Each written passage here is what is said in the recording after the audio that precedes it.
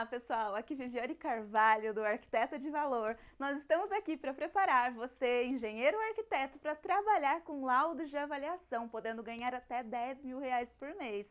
Mesmo que você já esteja na área da construção civil, atuando com projetos arquitetônicos ou complementares, ou até mesmo com orçamentos e execução de obras, também há essa área para você descobrir e saber como entrar, que é o que ninguém te conta. E hoje o nosso tema é coleta de dados. Se você for lá e ver os nossos outros vídeos, nós já falamos aqui sobre análise de documentos, sobre vistoria, e hoje é a terceira etapa de um processo de elaboração de um laudo. Aqui estamos falando mais de um laudo completo, porque é ele que vai abrir as portas para você nesse mercado. A parte de coleta de dados, se você tem interesse nessa área, ela consiste em elaborar uma planilha de dados, quando a gente fala de laudo de avaliação completo, por método comparativo de dados do mercado, por inferência estatística. Vamos deixar claro que está sendo este o ponto que eu estou trabalhando aqui nesse vídeo especificamente, tá? Quando a gente monta uma planilha para coleta de dados, vou exemplificar aqui para vocês. Nós construímos um Excel, que no nosso caso nós já temos vários padronizados, dependendo da tipologia do imóvel, seja se você vai avaliar uma casa, um terreno, um comércio, um apartamento, é sempre diferente essa planilha. Mas por que, Viviane, que é sempre diferente? Porque cada tipo de imóvel, cada tipologia, vamos assim dizer, tem as suas características próprias que influenciam na valoração do bem daquele imóvel, certo? Então, muitas vezes, as características físicas, qualitativas e quantitativas que influenciam um imóvel, uma casa, não são necessariamente as mesmas de um apartamento. E é por isso que nós temos modelos separados para cada tipologia de imóvel, para que você faça sua coleta de dados com a devida confiabilidade. Então, nós fazemos uma planilha, geralmente em Excel, e ela é composta por dados semelhantes ao seu imóvel avaliando. Primeiro, avaliando, eu já falei isso aqui uma vez, avaliando é o imóvel que você está tratando, está gerando a valoração naquele momento, está em andamento. Quando ele já foi avaliado, é imóvel avaliado, tá? Então, você vai coletar no mercado real, no qual aquele seu imóvel, objeto de estudo, está inserido, seja uma cidade pequena ou grande, você vai fazer uma pesquisa de mercado na internet. Por onde começa a coleta de dados, né? Na internet nós costumamos começar. Então nós entramos em sites de imobiliárias, diversas imobiliárias daquela cidade, e tem um site também que é muito legal, que chama Sub100, assim como ele tem alguns outros, mas o meu preferido é o Sub100. Pelo menos aqui no Paraná ele funciona legal. E lá dentro ele já tem um compilado de imobiliárias, e você vai fazer o quê? Você vai filtrar de acordo com a tipologia do imóvel que você está trabalhando. Casa, vou filtrar casas à venda. O que você puder filtrar mais assemelhado ao seu imóvel, avaliando melhor.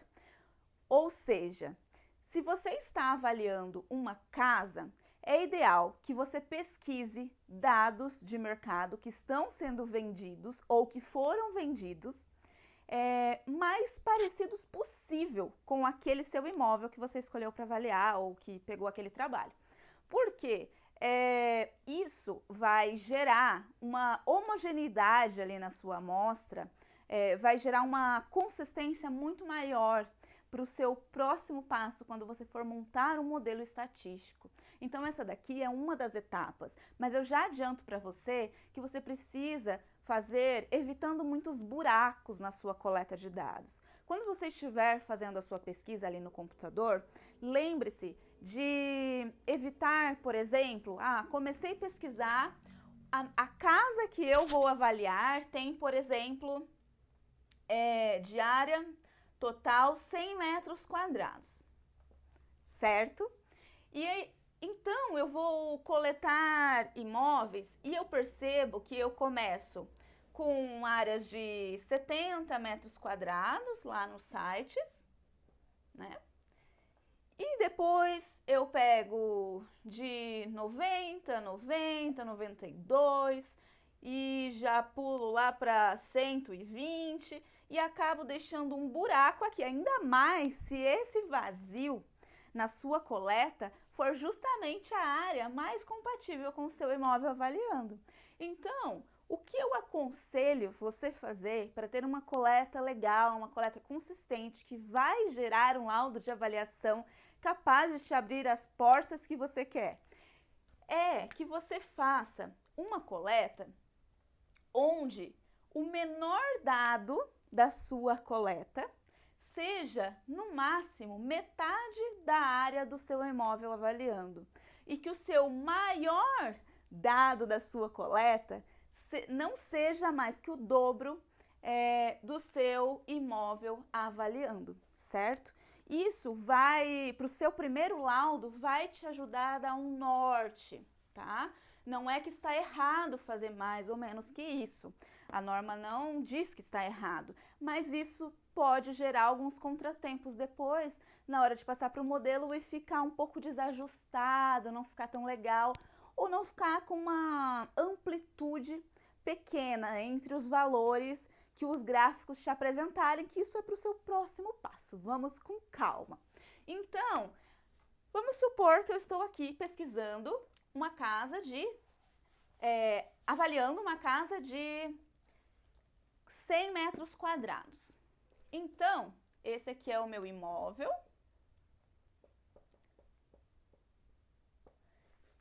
E vamos supor que seja um imóvel novo, tá? Porque isso também interfere. Então, o que você vai fazer? Você vai entrar nos sites, como eu disse, e vai enumerar os dados dessa coleta. Aqui só coube 7, mas é bem mais que isso, tá?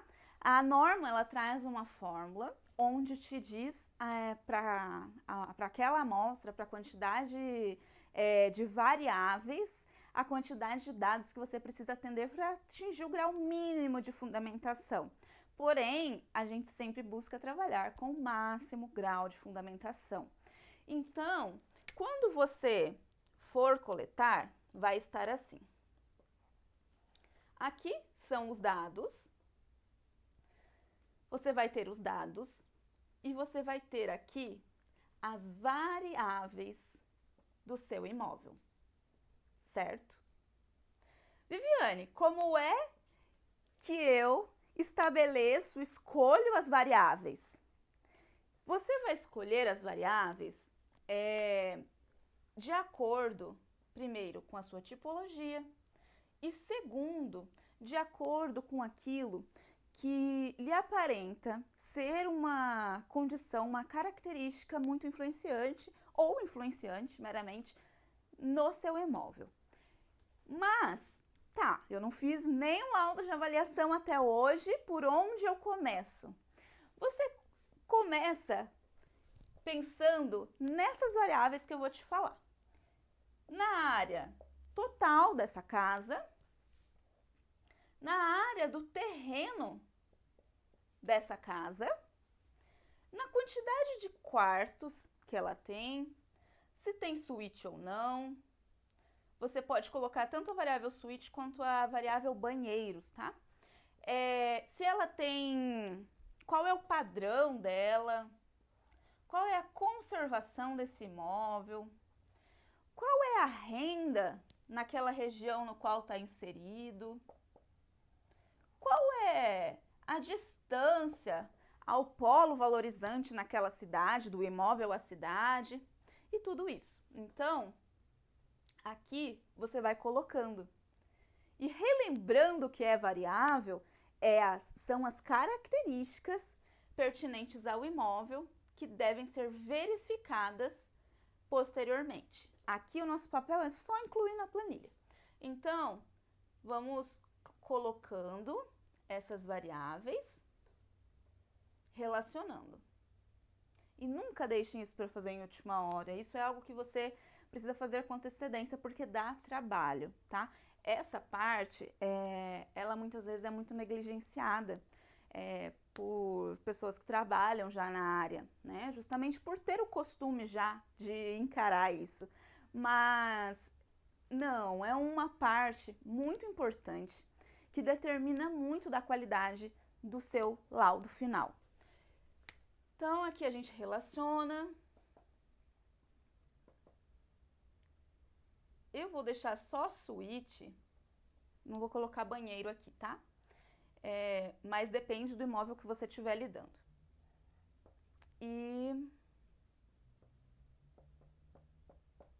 Então, você coloca tudo isso e na última coluna, você inclui a variável valor unitário, tá? Eu oriento que na coleta de dados seja utilizada para fins de gerar um modelo estatístico a variável valor unitário e não a variável valor total, porque eu considero que a amplitude ali na hora de gerar esse modelo, de rodar esse modelo, vai ser melhor. Então, costuma dar mais certo, segue a dica.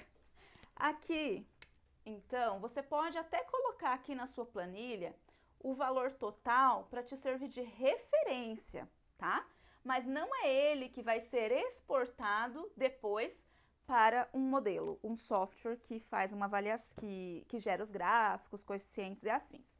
Então, aqui na parte de área do imóvel, eu já comentei com vocês, que busquem áreas mais próximas possível, tá? Em relação à área do terreno, ela costuma influenciar consistentemente, é uma variável muito importante. A área do terreno, a área do imóvel para casa, né? Quantidade de quartos, distância ao centro, valor unitário, são variáveis, e padrão conservação são variáveis muito importantes. Se você precisar optar por deixar, muitas vezes você vai se deparar com situações que você vai precisar apagar alguma variável, né? Desligar ela. E nesse caso, você sempre não, mas muitas vezes você precisa dar prioridade para variáveis como área da casa, área do terreno, padrão conservação e distância ao centro, pelo menos uma variável de localização. Mas, Viviane, o que é variável de localização? Só existe distância ao centro? Não, não existe só distância ao centro. Existe algumas que eu vou citar para vocês, podem ter outras, mas essas são as que eu costumo realmente usar e costumam ser mais compatíveis com os imóveis que eu costumo avaliar, que são a distância. A maioria das pessoas chama de distância ao centro, mas eu gosto de chamar de polo valorizante. Distância ao polo valorizante. Por quê? Porque quando você está numa cidade pequena, fazendo uma avaliação de um imóvel numa cidade pequena, provavelmente o polo valorizante daquela cidade vai ser o centro. Muitas vezes, até mesmo ali a praça da cidade, central da cidade, a igreja matriz ou a prefeitura, geralmente gira em torno desses pontos, de cidades pequenas. Quando nós vamos para cidades maiores, nem sempre o centro é o polo valorizante, que seria a área mais valorizada da cidade. Não, nem sempre. Londrina, por exemplo, isso não acontece, né? O centro não é o ponto mais valorizado de Londrina, para exemplificar. Existe outra região que é mais valorizada. Então, aí, cada cidade merece um olhar atento ao seu funcionamento e comportamento. Mas, você colocando assim, já fica mais fácil de lembrar disso, se atentar na hora de lançar os dados. Então, a variável de localização, ela pode ser distância ao centro, o polo valorizante. Ela pode ser Até pode ser, na verdade, um código alocado, que posteriormente eu vou explicar melhor para vocês a definição das variáveis de acordo com o software, mas sendo chamada meramente de localização. Eu não recomendo muito essa, porque eu considero ela um pouco fraca para explicar o comportamento do mercado. Porque enquanto aqui na distância ao centro você tem a possibilidade de ter uma maior aproximação à realidade, porque para pegar a distância ao centro, você considera o seu imóvel que está sendo coletado, por exemplo, o dado de pesquisa 1, dado 2, dado 3 e assim por diante. Cada dado, considerando o dado 1 até no Google Maps, o ponto considerado polo valorizante da cidade, determinado pelos critérios estabelecidos por você. E aí, no Google Maps, aparece várias rotas, geralmente 2, 3 rotas, para chegar nesse ponto valorizante. Mas qual você pega? Para padronizar e deixar a sua amostra equilibrada, você pega sempre a distância mais curta, né, quilometragem mais curta e medida a pé, tá? Cuidado porque geralmente no Google aparece de carro, geralmente, né? Então você passa lá para o homenzinho a pé e pega a distância mais curta, essa vai ser a distância ao centro. Por exemplo, dado 1, vamos colocar aqui, deu 1,2 quilômetros, dado 2, 1,3, dado 2 quilômetros e assim por diante, né?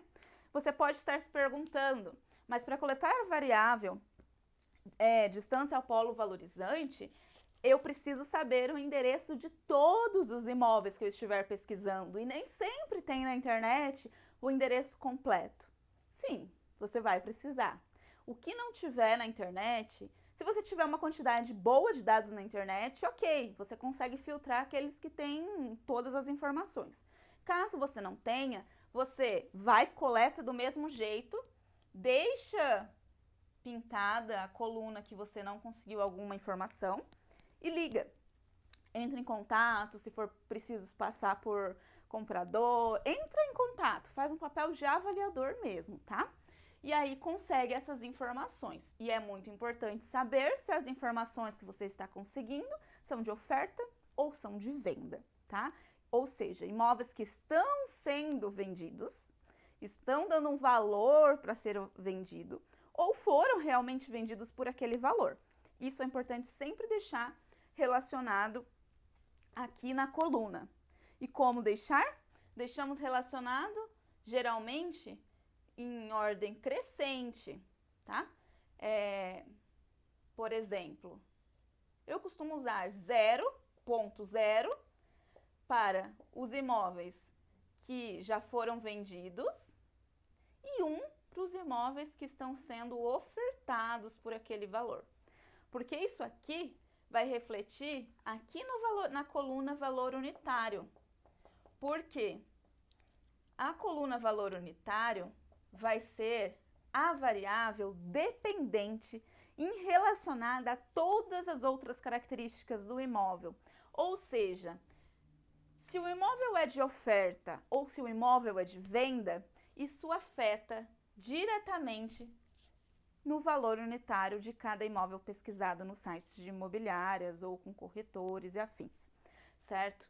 Se o imóvel tem tantos quartos, isso afeta diretamente o valor unitário. Que afeta? Provavelmente afeta. Agora, essa é a parte de coleta de dados é a parte de lançar informações de qualidade.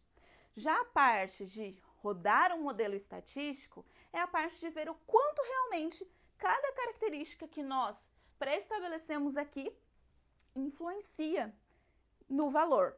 Algumas características podem ter uma influência muito grande, uma significância muito grande no modelo. Então, pode ser que ela puxe muito o valor do imóvel para cima ou ela puxe muito o valor do imóvel para baixo, né? seja 2/4, puxa muito para baixo, enquanto 3/4 está puxando muito para... Entende? Mais ou menos assim, a grosso modo. Mas é no modelo estatístico que a gente consegue mensurar essa influência de cada característica no resultado do valor unitário do bem, certo? A variável localização por código alocado seria considerando por exemplo, para imóveis situados em regiões periféricas não consolidadas. 2, tendo crescimento positivo. Quanto maior o número, melhor. 2, regiões periféricas consolidadas. E 3, regiões centrais. Eu, particularmente, não recomendo muito o uso, embora em algumas cidades assim extremas seja necessário, porque ele não traz uma precisão tão boa, uma aproximação da realidade, não explica tão bem o mercado quanto a distância ao polo valorizante ou a variável renda IBGE. Porque quando você estabelece assim, você acaba generalizando um pouco a situação da localização. Eu considero um pouco grotesco, vamos por assim dizer. Porque quando você considera localização 1, 2 e 3, por exemplo, você ainda tem um ponto valorizante da cidade. Vamos colocar que é uma cidade pequena e é o centro da cidade. Então, ele estaria tendo um crescimento em círculo. E esse raio de crescimento seria como? Mais perto ali no centro, 3. Um pouquinho mais longe, 2. Um pouco mais longe, 1. Que seria isso. No centro, 3. Zona periférica consolidada, ou seja, depois do centro, aquelas áreas um pouco mais distantes, mas que tem infraestrutura, está em boas condições, iluminação pública, enfim.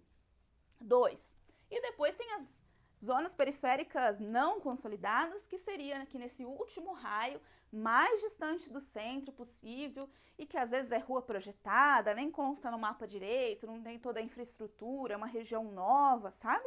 Então, nesse caso, ficaria assim. Mas vocês percebem que a variável localização, ela acaba sendo muito geral. E se tiver um imóvel que está, por exemplo, situado num ponto que é uma exceção, ela não vai conseguir explicar isso tão bem.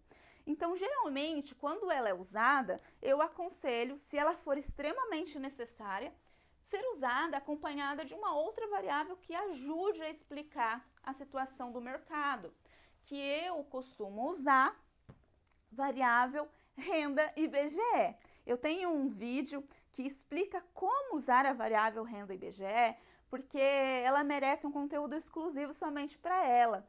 Poucos avaliadores utilizam e há pouco tempo também, porque para ela ser utilizada precisa baixar o Google Earth, depois você precisa ter uma planilha e tal. E eu consigo passar esse arquivo, mas pouquíssimas pessoas têm. Então, e ela é considerada uma boa referência para a gente utilizar. Então, se for necessário, vocês podem pesquisar a respeito, me perguntarem que eu estou aqui para tirar as dúvidas também. Então, nós colocamos numa coleta de dados todas as características pertinentes ao tipo do nosso imóvel, no caso casa, e relacionamos isso da forma mais precisa e fidedigna com a realidade possível, certo? Então, depois de tudo isso relacionado, é quando nós vamos para a próxima etapa. Isso você mantém salvo no seu arquivo aí digital, no seu computador, porque é aqui que você vai recorrer posteriormente, se houver alguma dúvida. Pode ser que no meio do caminho alguma característica não seja tão relevante. Então, assim, quando você exportar isso para um modelo estatístico, não quer dizer que você vai usar todas essas variáveis realmente. Você até pode exportar todas para lá, mas você só vai manter as que realmente importam para a qualidade do seu trabalho, e isso você vai sentindo aí durante a elaboração no software, que eu vou explicar posteriormente. Mas é importante saber que o que as pessoas confundem muito é que quanto mais características você aponta, levanta, quanto mais variáveis disponíveis numa coleta, melhor. Mas não, porque muitas variáveis pode corromper um pouco o seu modelo. Então é melhor você ter menos variáveis na hora de rodar o software de estatística para avaliação do que você ter muitas variáveis que você não consegue chegar a uma conclusão ao analisar o comportamento daquele imóvel naquele mercado, certo? Algo muito interessante aqui é quando no endereço você não tiver para casa a numeração predial, que eu considero importantíssima, até porque quando nós estamos falando de alcançar um grau de fundamentação 3, que é o máximo pela norma de avaliação, a melhor qualidade ali possível, um dos requisitos, dentre outros, é o endereço estar completo. As características, você precisa deixar tudo muito completo, muito redondo. Então, eu oriento colocar a numeração. Mas em casos que esteja situado esse imóvel de pesquisa numa zona periférica não consolidada, por exemplo, muito distante, às vezes essa rua é projetada, não tem uma identificação ainda, e aí você só consegue colocar o lote e a quadra. Tudo bem também colocar rua no endereço, lote, quadra, bairro e cidade, certo? Ou rua, numeração predial, bairro e cidade. E se você conseguir completo, maravilha, ponto para você. Nem sempre vai ser possível. E essa área do terreno também é importante ficar atento, porque assim como a área da casa, não é legal você ir muito distante da área do imóvel que você está avaliando, a área do terreno também não. Mas isso não quer dizer que você tenha que coletar imóveis muito iguaizinhos. Não, não é isso. Mas aqui entra uma questão de bom senso mesmo. Estar ali em equilíbrio, né? Porque, claro, se a área da casa que você está coletando for 100 metros quadrados, você coletar, pesquisar imóveis semelhantes ali, 80, 120, 100, 90, não deixar buraco na coleta, perfeito. Mas os terrenos, se tiver terreno de 100 metros quadrados e terreno de 500, 800 metros quadrados, assim, a grosso modo, isso vai atrapalhar. Em algum momento ele vai ser um ponto que não vai colaborar com o seu trabalho. E lembrando que a ordem que eu costumo usar, a ordem não interfere, mas a ordem que eu costumo usar para você que precisa realizar o seu primeiro laudo de uma casa, por exemplo, é dado, endereço, contato, quem passou aquela informação para você, em que site. Tem pessoas que costumam colocar o link do site. Eu coloco para mim, mas nessa coluna eu geralmente deixo o número de telefone mesmo e o nome da pessoa que me passou a informação, mesmo que esse contato esteja registrado dentro do link que eu peguei. Depois eu costumo colocar a área da casa, né, a área construída, a área do terreno, padrão, conservação, padrão conservação cruzados, padrão pego da tabela CUB Sinduscom do estado em que você mora, que você está atuando com aquele imóvel, conservação, de acordo com uma tabela que eu vou disponibilizar também para vocês posteriormente, Rosendec, e aqui é um cruzamento, os dois multiplicados e dividido por 2, que dá esse resultado. Isso aqui eu tô passando rápido porque também é um conteúdo que vale a pena ser esmiuçado para vocês pegarem bem o jeito de fazer e fazerem com segurança. E depois costumo colocar quarto, suíte ou banheiro, dependendo do imóvel, e renda IBGE.